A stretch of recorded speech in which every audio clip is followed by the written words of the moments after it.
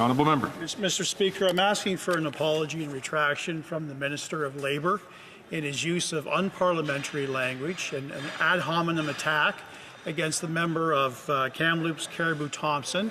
Referred to him as a slime ball. Clearly heard it. Colleagues beside me heard it. I asked him about it. He doubled down. Unparliamentary, unprofessional, Mr. Speaker.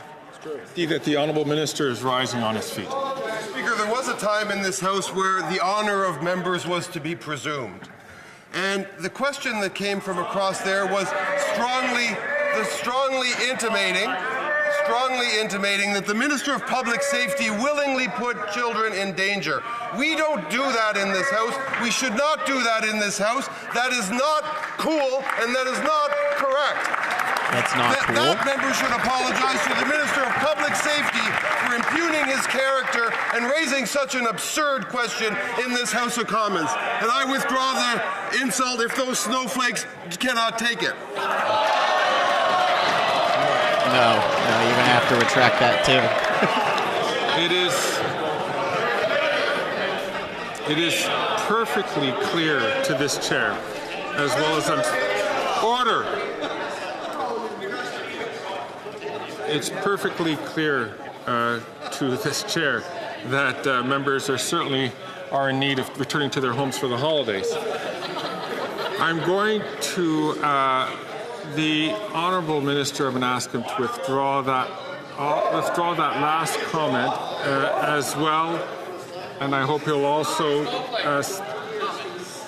I'll ask the honourable member to withdraw that last item, and then I will come back to the House on the rest. In the spirit of the season where white stuff is indeed on the ground, if members take offence to being called a snowflake, then I certainly withdraw the snowflake comment that I said about the snowflake thing. Okay, so the chair is going to come back to the House on this matter. I do see the honourable member from Kamloops Thompson Caribou is rising on his feet, and I hope the honourable member will be very germane. The honourable member. Thank you, Mr. Speaker. This is a member of His Majesty's cabinet.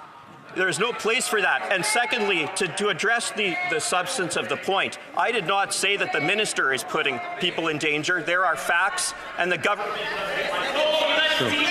Well, let him finish. So you let him go on. Go on. I'm going to start from the top here, Mr. Speaker.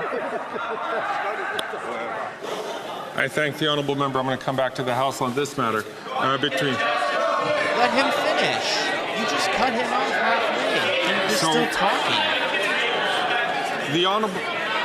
What the hell is going on? One moment. One moment, please.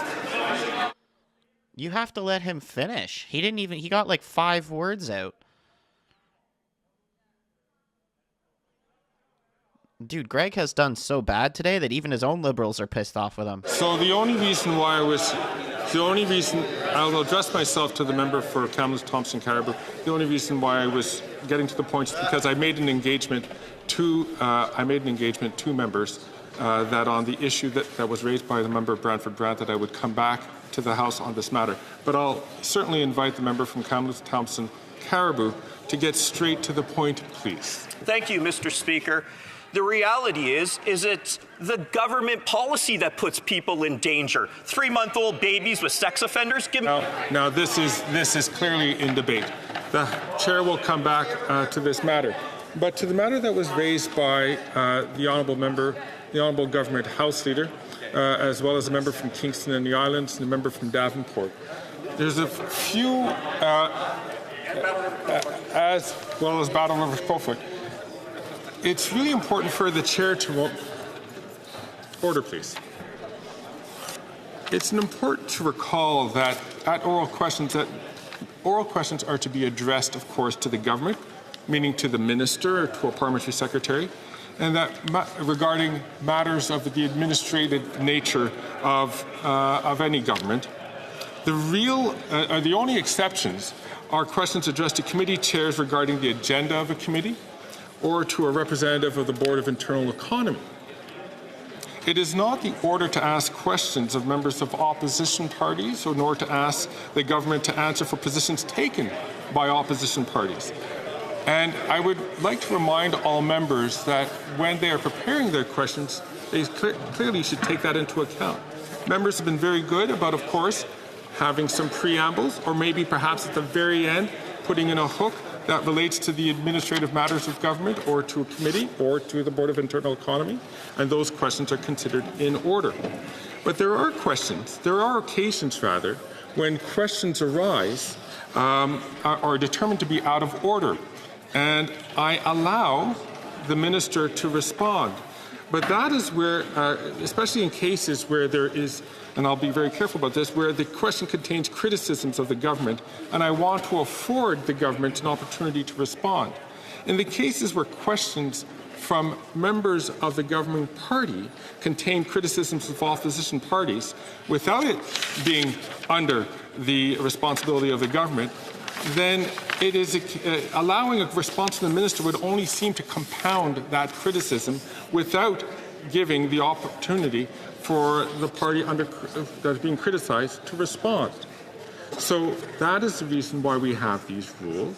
This is the reason why this has been brought forward. I brought this forward last fall in a ruling to members, and I will come back with a more detailed version of this, but I just want to give members a quick top-line view on this matter.